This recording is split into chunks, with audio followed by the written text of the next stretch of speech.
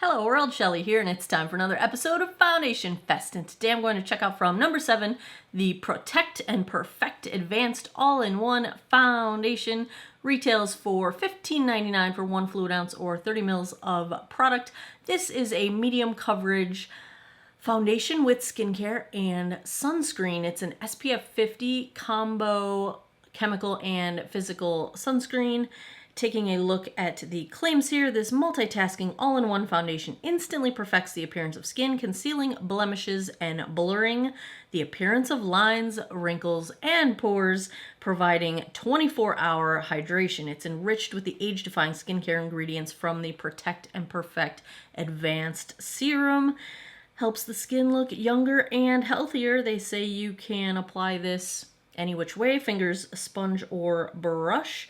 It's got vitamin C, vitamin A, and yeah, that's about all they have to say about this one. I got the shade, what shade is this? Calico. It looks like there are 14 different shades available of this one. Let's take a look at Calico swatched against a few others in my collection. Swatch time. First up is today's foundation, the number 7 Protect and Perfect Advanced All-in-One Foundation in shade Calico. Second, I've got the CYO Life Proof in 101. Third up is the CoverGirl True Blend Matte Made in shade L40. Fourth is the Wet n Wild Photo Focus Dewy Foundation in Shell Ivory. And last, I've got the NYX Born to Glow in shade Light Ivory. I've already cleansed, moisturized, and sunscreened this 45-year-old face. I have not applied any primer because this is one of those like skincare-ish kinds of foundations, so I kind of want the skincare on my skin. For product dispensing, we have a squeezy tube. Let's see here. I did already shake it. I will go in on one side of my face with a sponge. This is a dampened Ulta Beauty sponge. On the other side, I will use my e.l.f. Ultimate Blending Brush. We'll see if there is a preference one way or the other.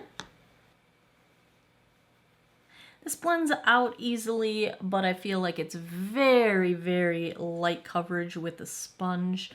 It is doing a little bit of cancellation of redness, but really not even a whole lot of that, and a lot of product seems to have soaked into the sponge.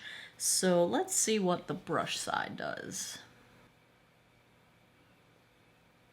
The coverage seems just about the same with the brush, and I don't think much product is soaking into the brush, so this just seems like it's going to need to be built up if you're looking for coverage. Right off the bat, what I'm seeing is I've got some pores and lines kind of around this corner of my mouth, and the foundation is settling into those pores and isn't tapping out. It's also clinging to some of the dry skin I have on my nose. On the bright side, side note, the Glossier Salicylic Acid Toner, which is really the only new thing I've got going on in my skincare, does seem to be shrinking my nose pores, which is kind of nice. I'm going to see if I can build this up a little bit with what I've got left, because I feel like I just don't have any coverage.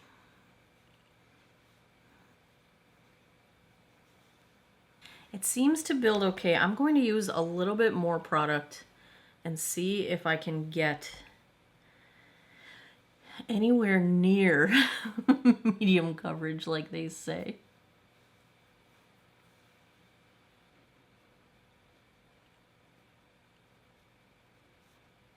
I would say this builds up a little bit, but it took a lot of product to get here, and I still would not call this medium coverage. I would say we're, high light coverage, maybe a low medium coverage, but it is really not getting there, and I feel like I have a lot of product on my face right now, like double the amount that I would typically use, so I don't think coverage is what you're gonna get with this one. Let's take a look. Let's zoom in. My nose looks scaly. All of the dry skin on my nose, the edges of that skin are holding on to foundation product. The areas around my mouth, you know, my fine lines don't look great, and I'm having a little bit of trouble with product settling into the pores around my mouth. My chin is just kind of lacking coverage. There's a lot of redness coming through on my chin.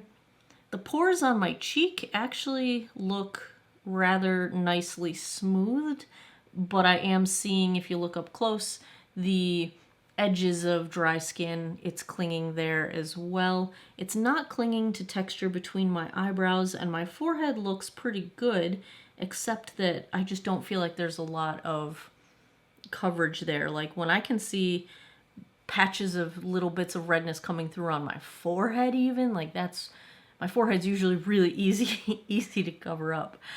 This shade is lighter than the shades I've been using, but I've been using shades that are too dark for me right now. I've been using like summer shades, but I haven't done any self-tanning.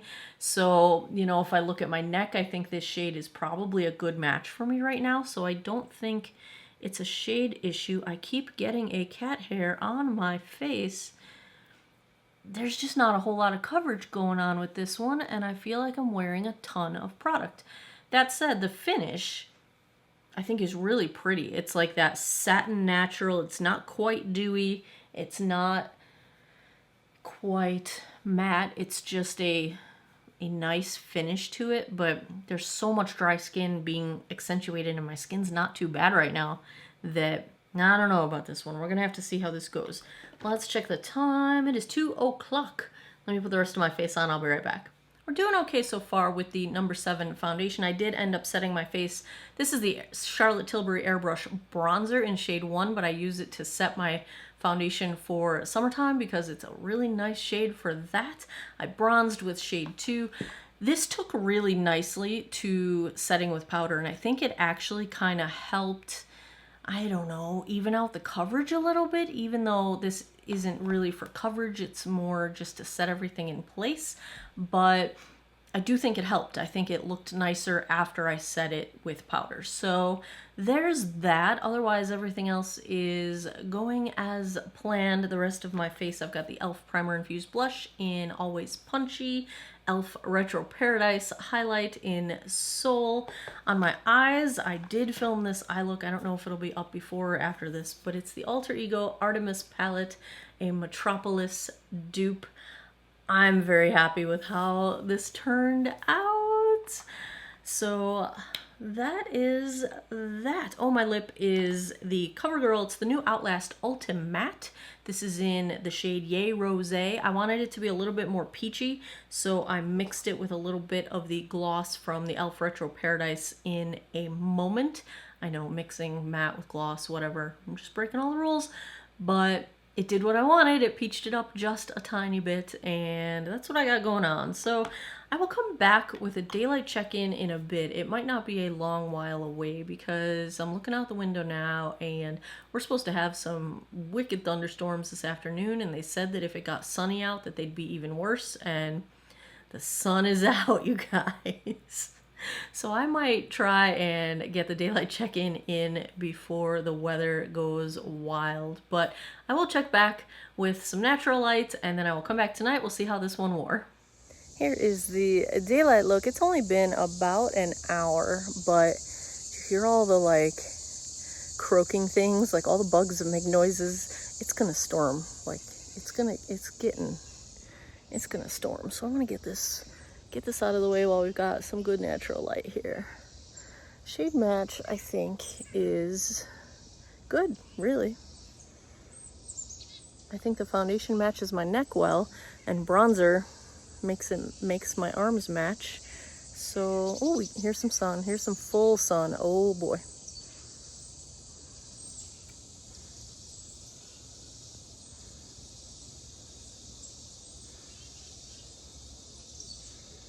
So that is what we are dealing with.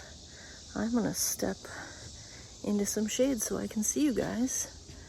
But yeah, so there is the shade match in full-on daylight. I will be back tonight. Hopefully, I will have power, and we'll see how this one wraps up.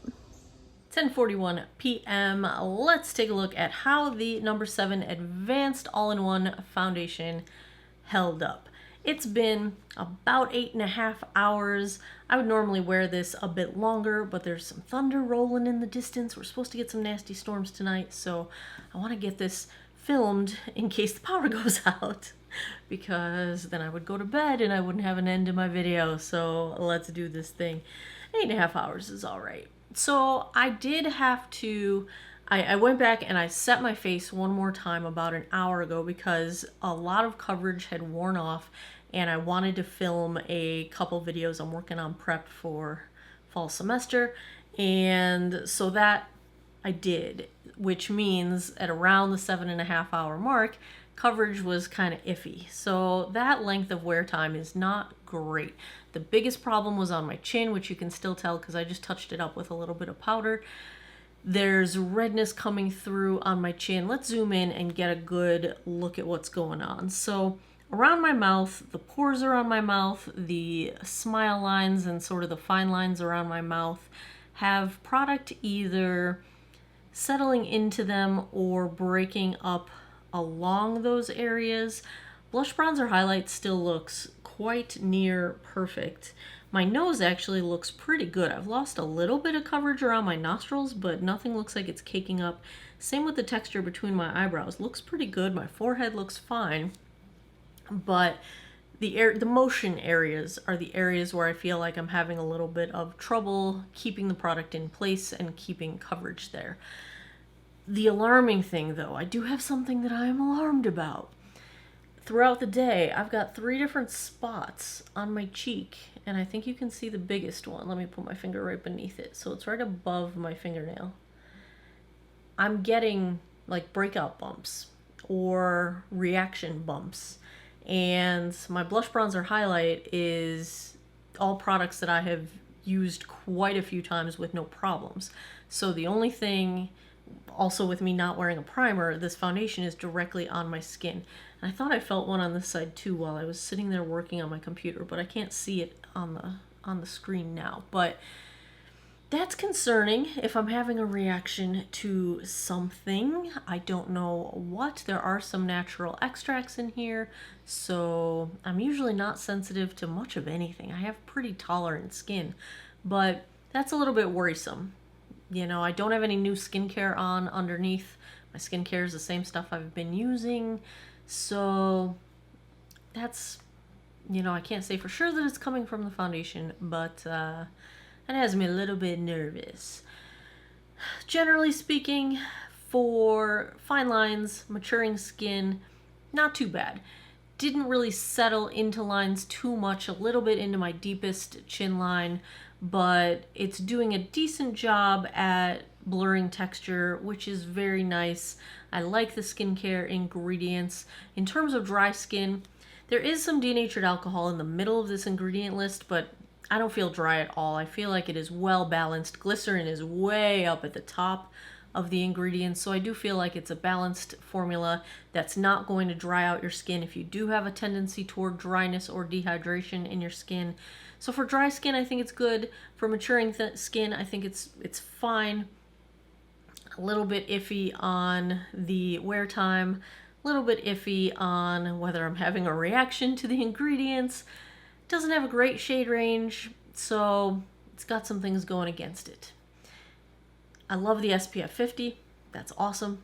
I would never use makeup as my primary SPF. You're never going to apply enough of it to get that stated SPF 50 if you're doing it as something that is like a coverage product like this. But I love having extra SPF whenever possible. So if I had to give a grade to the NO7 all-in-one foundation, I'm gonna go solid B. It's a B. It's above average. It's got some good things going on. I wish it wore longer. That's gonna be my biggest complaint. I hope it is not breaking me out, because I don't break out easily and I don't react to ingredients easily. So I hope it's not this. If I wear it again, I will let you guys know in a comment below if I can narrow it down, but it's so hard to narrow down when you've got reactions to ingredients. I'm rarely able to figure out what is causing things like that. So I'll keep you updated if there is an update to be had. There you have it. Giving it a B. What do you guys think? Have you tried this one yet? Let me know down in the comments below. And as always, thanks a lot for taking some time out of your day to geek out over makeup with me. Go check geekoutawater.com, click the Foundation Fest link. I've got a ranked, sortable, searchable spreadsheet of all my 200 plus foundation reviews that you can dig through to find your holy grail. I appreciate your time. Come back every Monday, Wednesday, Friday, 9 p.m. Eastern for new videos. And I hope you all enjoyed this one. Take care of each other. I really did a weird thing with it. This ending is just, whoa. Have a good one. Bye-bye.